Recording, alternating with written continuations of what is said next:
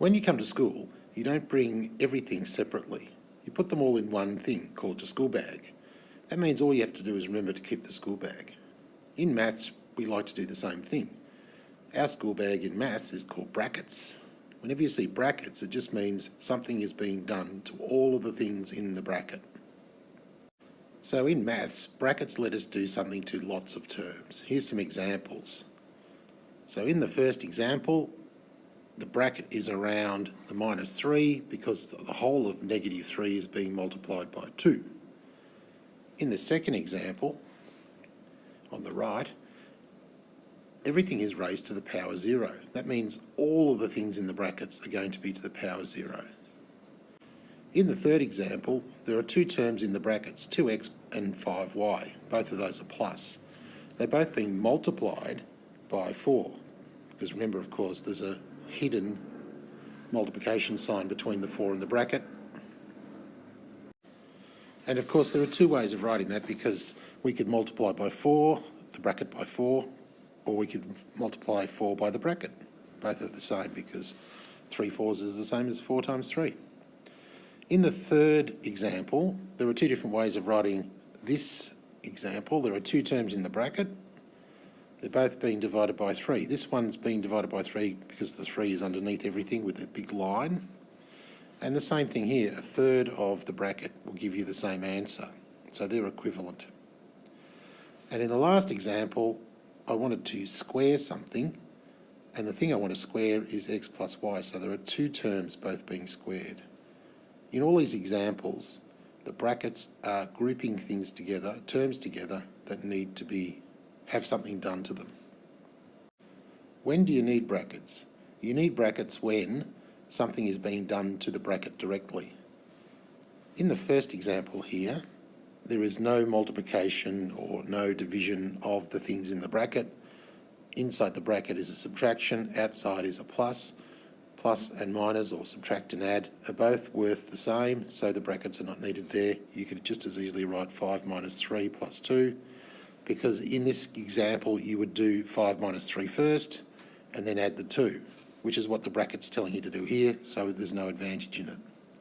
In the second example, the brackets are needed because 5 minus 3 has to be done first, and if we take away the brackets, we'd end up with a multiplication, and the multiplication would take over and be done before the brackets, because remember, we do brackets first, multiplication and division next, and then addition and subtraction last.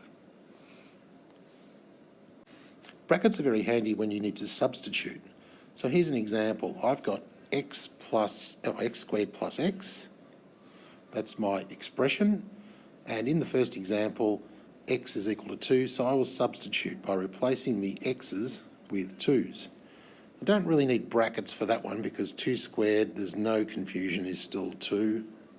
And so when I substitute, it'll become 2 squared plus 2. When I'm using the -2 in the next substitution, it is really important to put the brackets around the -2. It's a common mistake that students often make. So this is what you should do. You should write -2 squared, because the -2 needs to be squared, not just 2. And then plus -2. It's a common mistake for students to write -2 squared plus -2. In the first example here, this looks like, or to work this one out, you'd be squaring first and then making it negative, which would give you -4. Whereas in reality, it's meant to be -2 by -2, which is +4. In the last example, x is actually quite a complicated thing. It's p plus q.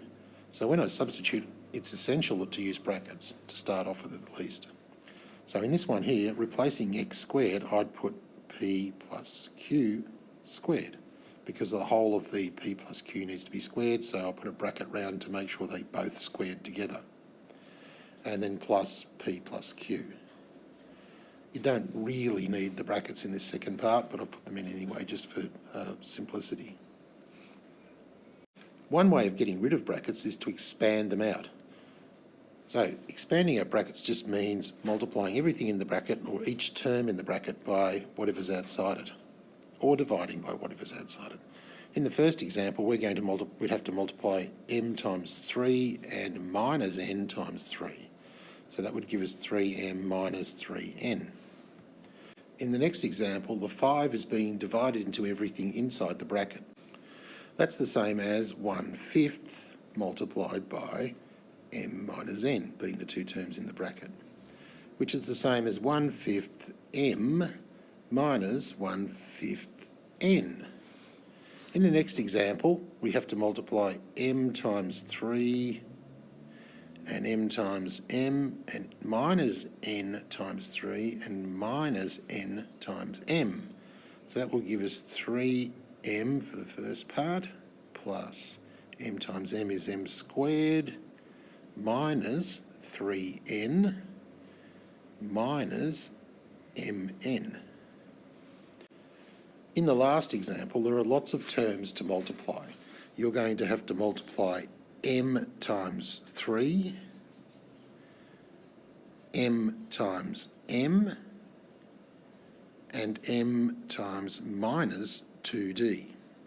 Also, minus n times 3, minus n times m, and minus n times minus 2d. I'll leave you to work that out.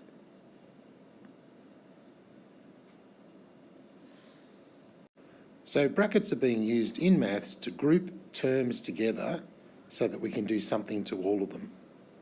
A bit like putting them all in your pencil case and carrying them around together so that you don't forget any of them.